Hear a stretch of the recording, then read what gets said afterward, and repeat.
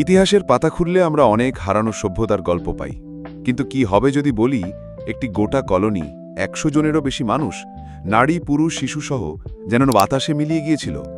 কোনো লাশের চিহ্ন নেই কোনো সংগ্রামের আলামত, শুধু রেখে গিয়েছিল একটিমাত্র শব্দ, যা ৪০০ বছরেরও বেশি সময় ধরে এক অমীমাংসিত রহস্যের জন্ম দিয়ে চলেছে।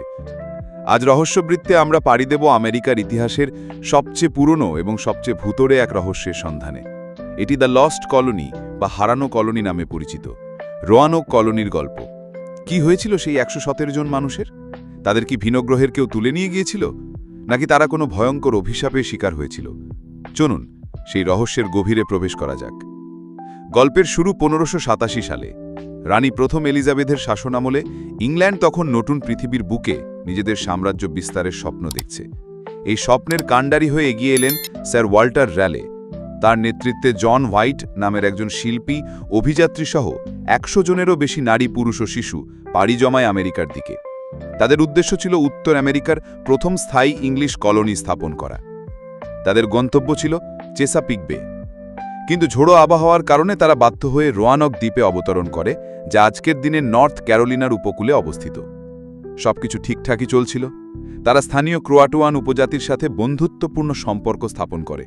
এমনকি এই কলোনিতেই জন্ম নেয় আমেরিকার মাটিতে প্রথম ইংরেজ শিশু ভার্জিনিয়া ডের, যে ছিল কলোনির গভর্নর জন হোয়াইটের নাতনি। কিন্তু এই সুখ বেশিদিন স্থায়ী হয়নি। কলোনির রসদ ফুরিয়ে আসতে শুরু করে। জীবন ধারণের জন্য তাদের ইংল্যান্ড থেকে সাহায্যের প্রয়োজন ছিল। কলোনির গভর্নর জন হোয়াইট বাধ্য হয়ে ইংল্যান্ডে ফিরে যাবার সিদ্ধান্ত নেন, যাতে তিনি দ্রুত রসদ ও আরও লোকবল নিয়ে আসতে পারেন। তিনি তার স্ত্রী, মেয়ে এবং আদরের নাতনি ভার্জিনিয়াকে কলোনিতে রেখেই একবুক আশা নিয়ে ইংল্যান্ডের পথে রওনা হন। তিনি কথা দিয়েছিলেন খুব শিগগিরই ফিরে আসবেন, কিন্তু ভাগ্য তার সহায় হয়নি।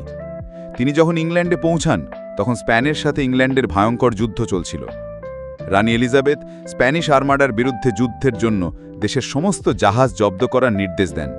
ফলে জন হোয়াইট আর চাইলেও তার কলোনিতে ফিরে যেতে পারেননি। একটি দুটি দিন নয়, কেটে গেল ৩টি লম্বা বছর।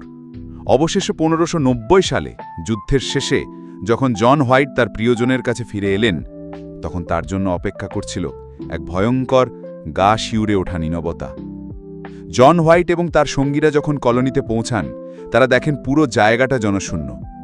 ঘরবাড়িগুলো ভেঙে ফেলা হয়েছে, কিন্তু কোনো লুটপাট বা আক্রমণের চিহ্ন নেই কোনো মানুষের লাশ বা কঙ্কাল।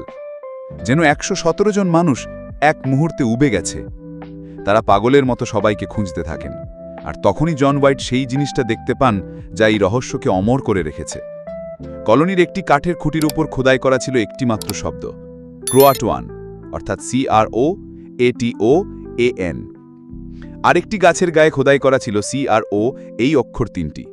জন হোয়াইটের সাথে কথা ছিল, যদি কলোনির বাসিন্দাদের কোনো বিপদের কারণে সরে যেতে হয়, তাহলে তারা একটি মাল্টিস ক্রস চিহ্ন এঁকে রেখে যাবে। কিন্তু সেখানে কোনো ক্রস চিহ্ন ছিল না। এর মানে হলো তারা স্বেচ্ছায় ওই জায়গা ছেড়ে গিয়েছিল। ক্রোয়াটোয়ান ছিল পাশের একটি দ্বীপের নাম এবং সেখানে বসবাসকারী উপজাতিরও নাম, যাদের সাথে কলোনির বাসিন্দাদের ভালো সম্পর্ক ছিল। তাহলে কি তারা সবাই ক্রোয়াটোয়ান দ্বীপে চলে গিয়েছিল? এই অন্তর্ধান নিয়ে জন্ম নিয়েছে অসংখ্য তত্ত্ব। কিন্তু তারা স্বেচ্ছায় সেখানে গেলে তো অবশ্যই সুন্দর এবং বিস্তারিতভাবে কোনো চিহ্ন রেখে যাওয়ার কথা। অনেকেই মনে করেন কলোনির বাসিন্দারা খাদ্যের অভাবে স্থানীয় ক্রোয়াটোয়ান উপজাতির সাথে মিশে গিয়েছিল। তারা হয়তো ক্রোয়াটোয়ান দ্বীপে চলে যায় এবং ধীরে ধীরে তাদের সংস্কৃতি ও জীবনযাত্রার সাথে একাত্ম হয়ে পড়ে। পরবর্তী সময়ে ওই অঞ্চলে নীল চোখের অধিকারী স্থানীয় আমেরিকানদের দেখা পাওয়া এই তত্ত্বকে সমর্থন করে।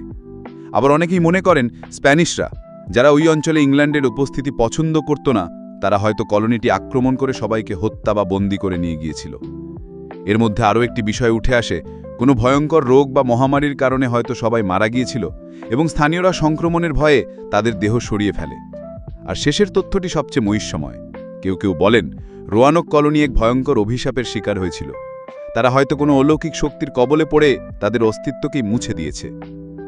জন হোয়াইট খারাপ আবহাওয়ার কারণে আর ক্রোয়াটোয়ান দ্বীপে গিয়ে অনুসন্ধান চালাতে পারেননি। তিনি ভগ্ন হৃদয়ে ইংল্যান্ডে ফিরে যান এবং বাকি জীবন তার হারানো পরিবারকে খুঁজে না পাওয়ার যন্ত্রণা নিয়ে বেঁচেছিলেন। আজ ৪০০ বছরেরও বেশি সময় পরেও রোয়ানকের সেই ১১৭ জন বাসিন্দার ভাগ্য এক বিরাট রহস্য। প্রত্নতত্ত্ববিদগণ আজও অনুসন্ধান চালিয়ে যাচ্ছেন, কিন্তু কোনো নিশ্চিত প্রমাণ মেলেনি।